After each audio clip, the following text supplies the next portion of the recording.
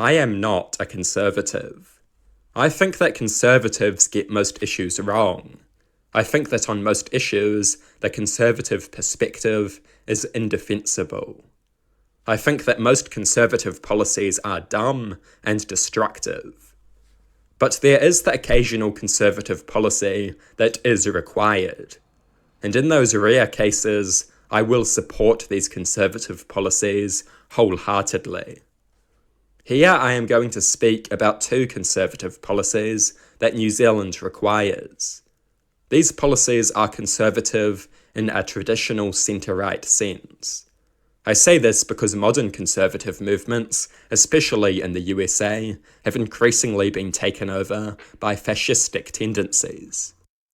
Fascistic tendencies. Now, of course, I haven't seen this yet, but I want to know if he goes on to explain what a fascistic tendency in US politics is, particularly on the right. Because if we want to look at what Donald Trump is about, there isn't a whole lot of fascistic tendency there, if we're looking at it objectively at least. So I always find it interesting how the left thinks, oh yes, so there's conservatism on the right, and then there's Donald Trump, who is obviously to the right of all of that. Which makes no sense. Donald Trump is easily one of the least ideological presidential candidates ever. He doesn't really hold too firmly of an ideological perspective, at least in the way he governs and the way he leads. He understands what needs to happen in order to achieve the outcomes, and he implements it. That's about it. He isn't really driven by a set ideology in obtaining those outcomes. He wants to try and work within the constitutional basis, sure, but there isn't too much to say about the guy except that he understands what needs to happen and he gets it done. There is nothing fascistic about that. There's nothing remotely far right about that. There's nothing really that right or conservative about it. In fact, he's not very conservative by the US conservative standard. In fact, many conservatives don't like him on the basis that he's not strong enough on actual conservative issues. Now, sure, maybe in a more classical conservative sense, there's a little bit more to him in that respect. But on balance, he's not the most conservative guy you'll ever meet. He himself has no interest in seeing abortion, for example, go beyond a state issue. His own wife is publishing books outlining how she believes in my body, my choice. And he actually said that, yeah, go ahead, love, publish that 3 weeks from an election. He is not a particularly conservative guy. He most certainly isn't a fascist. And the idea that we continue to live in this world where Donald Trump is to the right of right conservatives in the US is utterly nonsensical. These policies are conservative in a far more respectable sense. My proposed policies are simple. A supreme and entrenched constitution to protect individual rights and civil liberties. Now, on that, I can agree. One thing that I've been mentioning for several months now, and that I was mulling over for several years, was the idea of us having a constitution in New Zealand. A formal, written constitution, not the unwritten nonsense that we have today. Because as you've seen with what we have today, our unwritten constitution has been absolutely bastardized by those in academia, those in the Waitangi Tribunal, and the likes. You see, one element of our unwritten constitution is Te Tiriti o Waitangi. What did those two groups of people do? Academia and the Waitangi Tribunal have spun what it says, what it means, to use its constitutional power to try and effect change in New Zealand, to try and dictate what our legislature can and cannot pass, what they can and cannot do. So, and what our government, the executive, by extension, can and cannot do. That's extremely problematic. We shouldn't have the Waitangi Tribunal and academia meddling with our constitutional arrangements like that, and being able to do so easily, without really any accountability for it. So, fundamentally, I agree with him here. This is a core, I think, more conservative approach to things, with establishing a formal written constitution upholding simple things like human rights, civil liberties, and so forth. An increase in the age of consent from 16 to 18. These are two very simple conservative reforms that are required. A supreme and entrenched constitution is an utter imperative. This is a conservative policy because it exists to protect individual rights and civil liberties, things that conservatives have traditionally claimed to value. And this is exactly right. But the biggest issue that you'll find with what we currently have in our unwritten constitution is technically things like the Human Rights Act are covered in it. The BORA, the Bill of Rights Act. They're technically part of our unwritten constitution, yet how much good did that do us in 2020, 2021, 2022? How much good did that do us? Nothing, because we don't place emphasis on this country, on our constitutional framework. We don't place much interest in it, emphasis, any of that. We don't care. We don't seem to acknowledge the importance of upholding what is right, what is given to us as a protection. We don't place much emphasis on it. And so when we don't do that, it allows us to become easy pushovers for the powers that be to just do whatever the hell they want. Now, you look at the US, for example, they've got a pretty well-known constitution, even if you don't know what everything about it says. But everyone knows that the US Constitution is a huge big deal, and every single time there is one huge argument over policy over there, they're just like, the Constitution says this, the Constitution says that. The reason why they do that is because of their written Constitution and the importance upon it that's placed. We need that. If we had that in 2020, things could have gone very differently. We would have said, according to this article in the Constitution, you should not be doing what you are doing here. We actually have grounds to come down to Parliament and protest this right now because you are literally breaching the Constitution. In our current system, with the current way that we've formatted our constitutional arrangements, we don't really do that. We're not taught to do that. We're not taught the importance of the Constitution at school, be it an unwritten one. In fact, most people wouldn't even be able to explain what our Constitution in New Zealand looks like, because it's not really taught. So that's why 100% I agree with him here. This is a policy that needs to be implemented. Whether or not it's strictly speaking a classical conservative policy, I don't know. But I'll certainly take it. This is a good policy.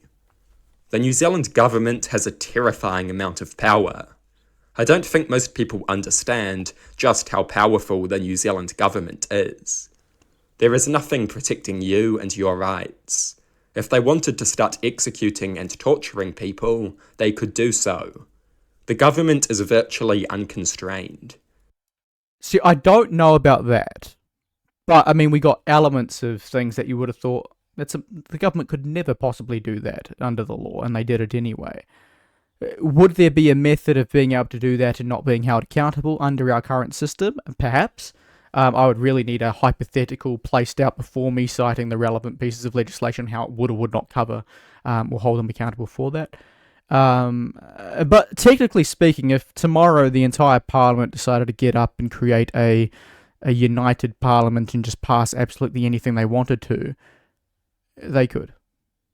I mean, I suppose technically, the crown could stop it, as in the monarch could stop it through, denying or rejecting the royal assent. But to the same point, we could also just not give a shit. If you're going to go to that length, why would you care anyways about royal assent? So I suppose in theory that could 100% happen. Of course, well, I won't say it won't, you never know, but fortunately we are in a country where most people aren't that crazy. But we have seen people who get into positions of power abuse it. We've seen that. We saw Jacinda Ardern monopolise the media, effectively, and make her, really, the single source of truth, and control the entire narrative for at least 2 years, resulting in a historic landslide election victory in MMP. Never seen before, probably won't see it again. And such control over the general public consciousness that it cannot even be understated how utterly insane it was that one individual could convince so many people of so many lies. The only way that was able to occur was through controlling the narrative, having control of the media, having the media reliant on the government for survival, and ultimately here we are. It possesses a truly terrifying amount of power. We should not wait to learn that the hard way. We should restrict the power of the state while we can. The state is a very dangerous institution. A quick look around the globe reveals that to be the case. We should never assume that our society is somehow unique or exceptional. If brutal authoritarianism can happen overseas, it can also happen here. We must restrict the power of the government before it does. It may seem an unlikely prospect that brutal authoritarianism could emerge here, but things can change a lot very quickly. Just look at how US politics has changed over the last 10 years. At present, the only thing standing between us and brutal authoritarianism is the decency of politicians and the intelligence of voters. That is one unreliable... 50% of the country voted for authoritarianism tyranny in 2020. And guess what? It's not towards or by the side that he's trying to suggest is responsible for it. In this case, the far-right Trump fascistic side of things that is slowly making its way into places like New Zealand. It was the far-left wokies who think that they have the complete control of the narrative, who think that they are the arbiters of truth, that everything they say goes, and that everything to the right of far left is extremist. Safeguard. We need a supreme and entrenched constitution that will protect our rights and freedoms. We need a supreme and entrenched constitution that will limit the power of the state. We must establish such a document to protect the people of this country from the brutality that states can and do commit. This conservative reform is a necessity. And then there is the second reform: increase the age of consent.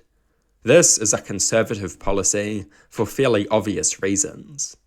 Although most self-proclaimed conservatives are more interested in fear-mongering about transgender people than passing basic policies that would actually protect young people from grooming and abuse, I presume he goes on to say.